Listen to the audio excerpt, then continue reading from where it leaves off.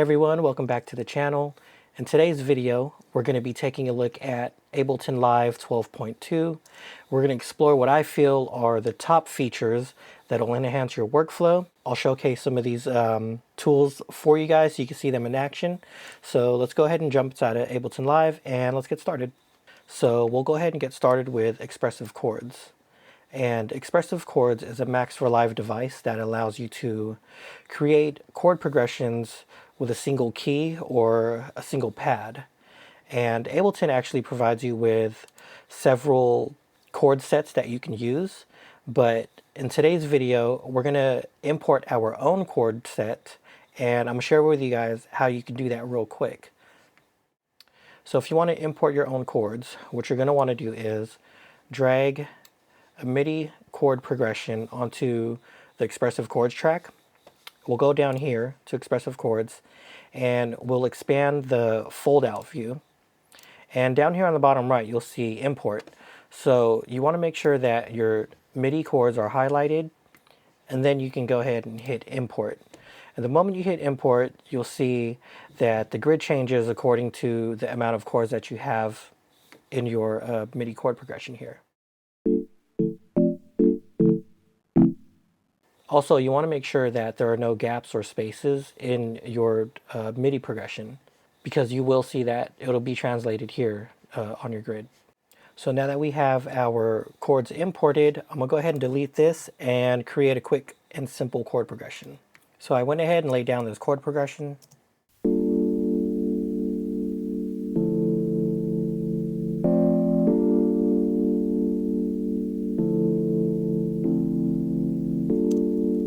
Next, we'll layer this with an instance of Omnisphere 2. And I actually want to use the same chord progression that we used in our first track. So in order to do that, we're going to have to capture the MIDI output from our Expressive Chords and record that into our Omnisphere track. So over here in our input types, we'll expand this, go down to Expressive Chords or whatever it is you named your track, record, enable this. And now when we hit record, we're going to be capturing the MIDI from our Expressive Chords.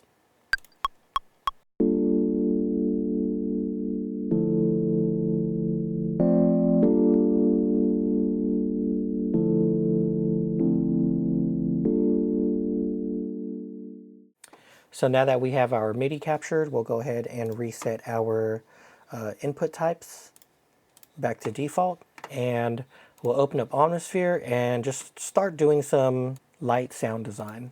So I'm going to select layer A. I'm going to change this to a triangle wave, and I'm going to move down to my amp envelopes. And for this sound, I want more of a pluckier sound. I'm just going to lower the volume because I know it's going to be loud. So I'm just going to bring my sustain all the way down, bring my decay a little bit down, and then I'll bring my release to about 1 second. All right, next thing we'll do is turn on the filter. I like to use low pass filter, Juicy 24 dB. Then I'm just gonna adjust my cutoff and my resonance.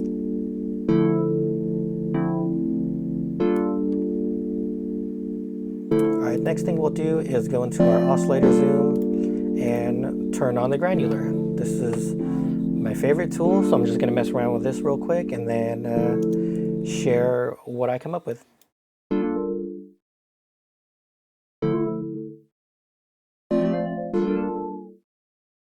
So after adjusting some of the parameters in the granular, this is what we have now.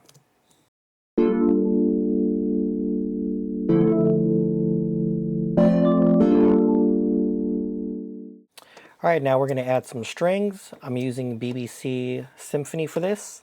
I want to reuse this MIDI, so what I'm going to do is Option click and drag down into my BBC Symphony track.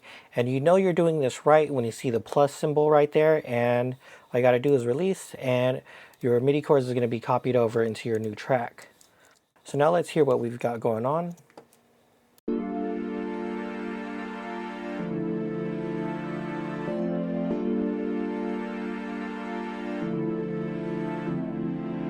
So in BBC Symphony, there are a few parameters here that we could use to automate that'll give our strings a little more movement and more of a human feel.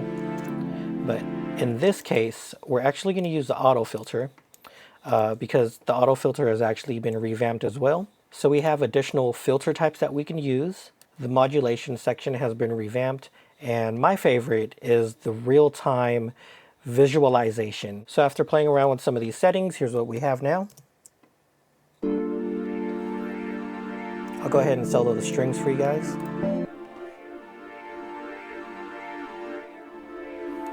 Here it is with the auto filter off. Here it is on.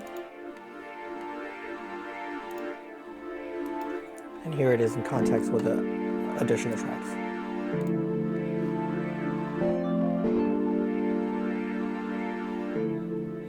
So I went ahead and layered a melody on top of this. I used ANA2. The preset I use is called Bell Grand. I didn't really do much. I just made some adjustments to the amp envelope, EQ'd it a little bit, and adjusted the cutoff and resonance as well. So here's what it sounds like right now. I'll solo this for you guys.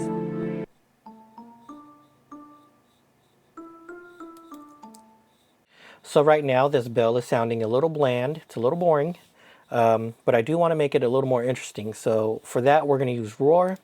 Roar has a new routing delay, as well as a couple new filters. So I'm going to go ahead and play around with this, and then I'll share with you guys what we come up with.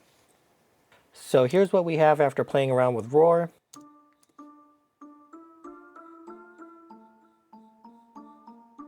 So here it is with Roar off. And here it is with Roar on.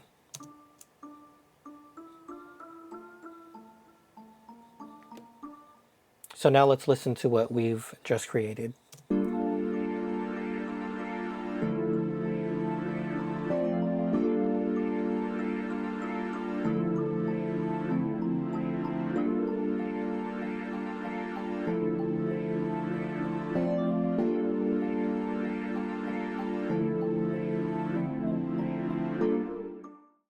Okay, so this leads us to our final feature, and this feature is called Bounce to New Track. So what I can do is select a track, I could right click, and I can either bounce track in place, or I could bounce to new track.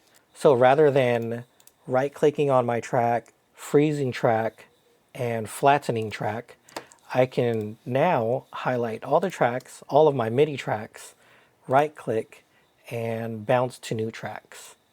So once I hit that, we will have the audio bounce to a separate track, and Live is nice enough to mute our original MIDI tracks, and it also preserves it. So if we need to make any changes to the MIDI, we can go ahead and do that. Right click, bounce to new track again. So now that we have our audio, I'm gonna go ahead and build a beat around this real quick. So those were just a few of my favorite new features in Ableton Live 12.2 and how I incorporate them into my workflow.